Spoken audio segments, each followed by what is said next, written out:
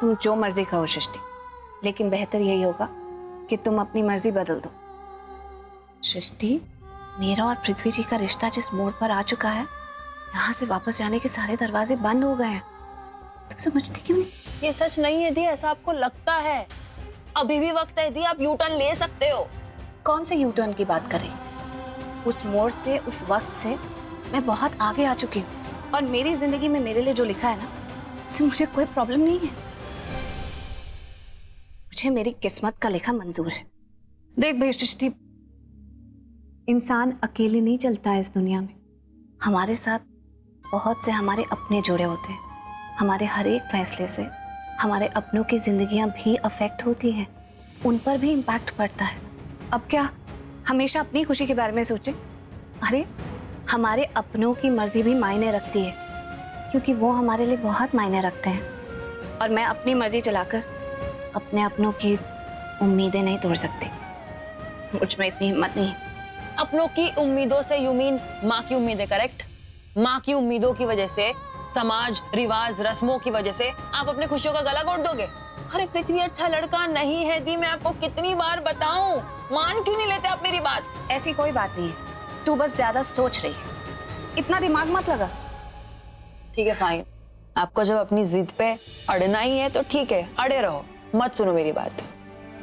अरे जा कहाँ रही है? मामा की हेल्प करने जा रही हूँ, और अब तो मेहमान भी आना स्टार्ट हो चुके होंगे। वैसे भी आपको तो मेरी बातें नहीं सुननी है, आपको अपनी ही मनमानी करनी है ना। पृथ्वी से करनी है ना शादी, तो करो करो अपनी मनमानी।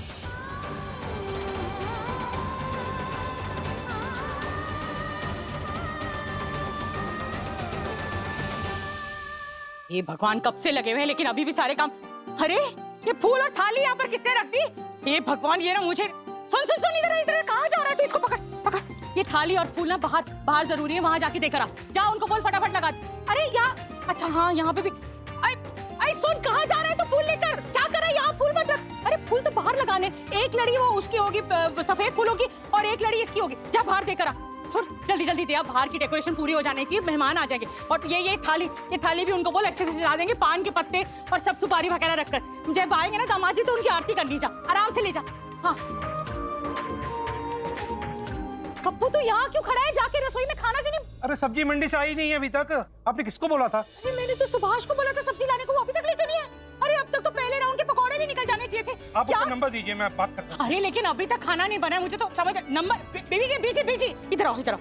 अब कोई काम जो भी कर रहे हो ना उसे छोड़ दो, इसे सुभाष का नंबर दो। अरे वो चुप हो जा, दे दूंगी इसको नंबर। लेकिन सुभाष अभी तक सब्जियां ही नहीं लाया। कई मेहमान आते हैं और उनको खाना खा के जल्दी निकलना होता है। चुप हो जा। और पहले तू मेरी बात सुन, मैं बाहर से आ रही हूँ, वहाँ भी सजावट ही पूरी नहीं हुई। सजावट कैसे पूरी? शंकर इधर आ। मैंने तुझे कहा था ना कि सजावट ठीक से करवानी है पहले, क्योंकि मेहमान वहीं से आएंगे। और ये दिए भी जो है, इनको भी तो बाहर खड़ा करना है।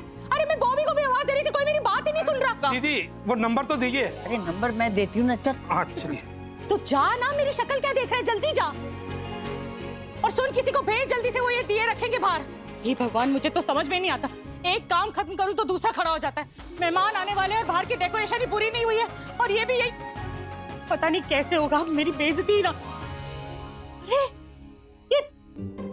ये देखो, अभी आधा अधूरा काम करके चले गए। ये पर्दा ही ठीक से नहीं लगाया। अभी किसको बाहर के लिए कुछ लाइटें कम पड़ रही है, क्या करूं? तो मैं क्या करूं? अरे तो लाइटें और मंगा लो ना, और क्या करेगा? और बोल दे उनको कि कल हिसाब कर देंगे, लेकिन अभी काम रुकना नहीं चाहिए।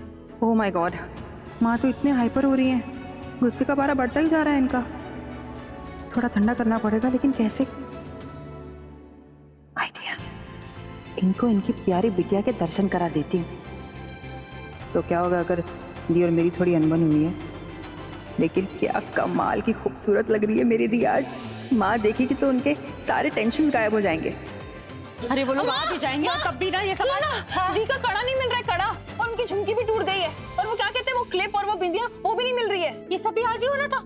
हाँ, अरे मैं कड़े और वो उसकी बिंदी और उसकी ड्रेस, वो सब कुछ वहाँ पर रख कर आई हूँ कमरे में अपने आप, और वो ड्रेसिंग टेबल पे नहीं पड़े। हाँ, मम्मा आपने सब कुछ रखा है, लेकिन दी कब से ढूंढने जा रही है, उनको कुछ भी नहीं मिल रहा है रूम में। ऐसे कैसे हो सकता है सृष्टि? मैंने वही तो सब कुछ रखा है, और देख काम भी खत्म नहीं हुआ। वो दी अभी तक वहीं पे पड़े, और मैंने बोला भी था कि बाहर की लाइटें कम पड़ रही है, कोई लाइटें ही नहीं लेकर आ रहा। और ये पर्दा देख, पर्दा ऐसे ही खड़ा हुआ, पर्दा आधा ही लगा नहीं। मैं तो सोच रही थी मैं हूँ ना, पृथ्वी और उसके घर वाले भी आ जाएंगे, बाहर की डेकोरेशन पूरी नहीं हुई है, कैसे लगेगा?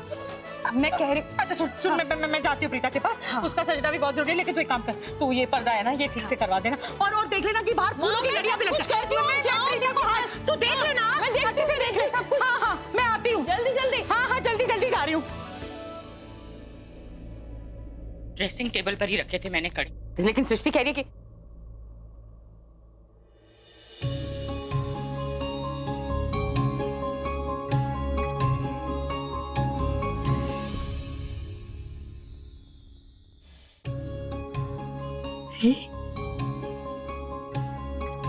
कितनी सुंदर लग रही है।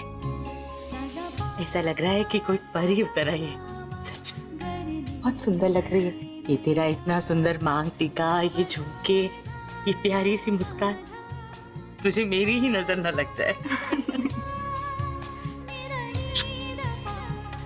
एक बात बताऊं प्रीता, इससे पहले भी 2 बार बस मैंने इतनी सुंदर दुल्हन देखी, और आज मेरे सामने मेरी तीसरी परी खड़ी हुई है।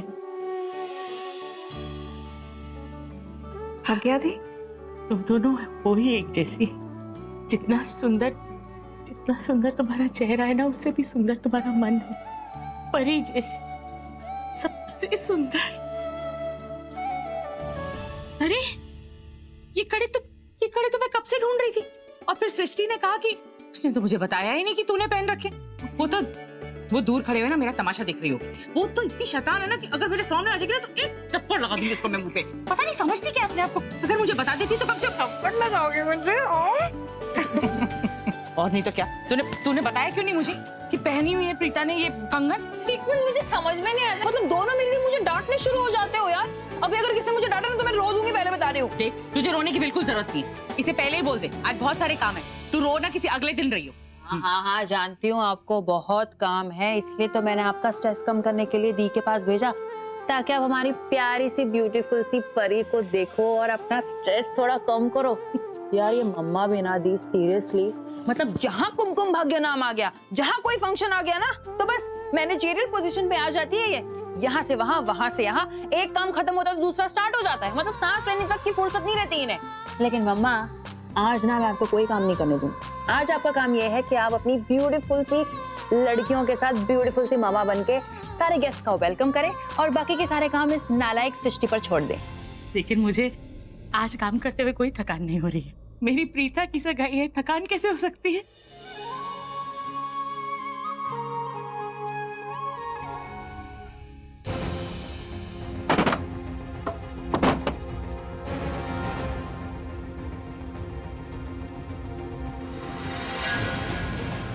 अब इस वीडियो को देखने का वक्त आ गया है। यस।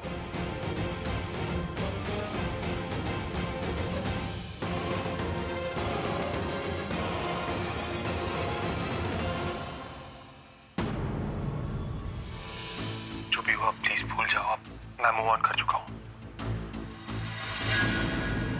तुमसे दीपांगी की हद तक प्यार करती हूँ, फिर चाहे तुम जैसे भी हो, किसी के साथ बंधे हुए हो या किसी के साथ नहीं, मुझे उससे कोई फर्क नहीं पड़ता। तुम रख लेना ना अपनी गर्लफ्रेंड अपने पास, कर लेना किसी से भी शादी, बस मेरी हिस्से में थोड़ा सा प्यार डाल देना, कभी कभी मिल लेना मुझसे।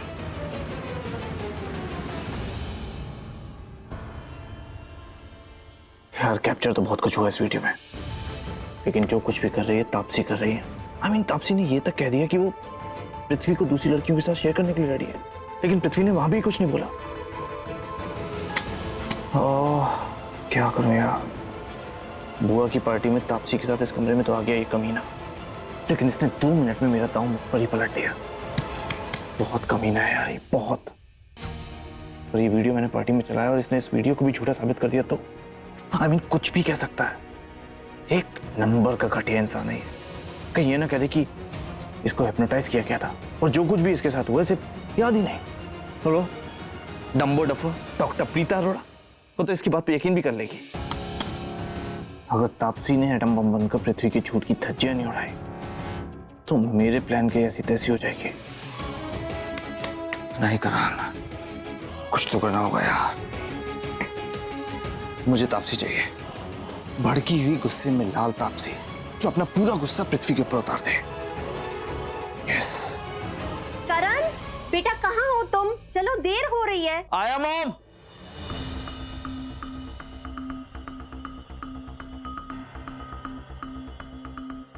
अगर तापसी अपना एटम बम नहीं छोड़ेगी पृथ्वी के ऊपर और उसकी झूठ की धज्जियां नहीं उड़ाएगी तो मेरा प्लान सक्सेसफुल नहीं होगा। मेरे प्लान की सक्सेस इसी बात पर डिपेंड करती है कि तापसी पीता के एंगेजमेंट में आती है या नहीं, और अगर आती है तो मैं इसे ऐसा उकसाऊंगा, ऐसा भड़काऊंगा कि ये उस गुलाटी मार बंदर से ऐसी सुपर गुलाटी लगवाएगी अपनी तरफ कि बात बन जाएगी। यस।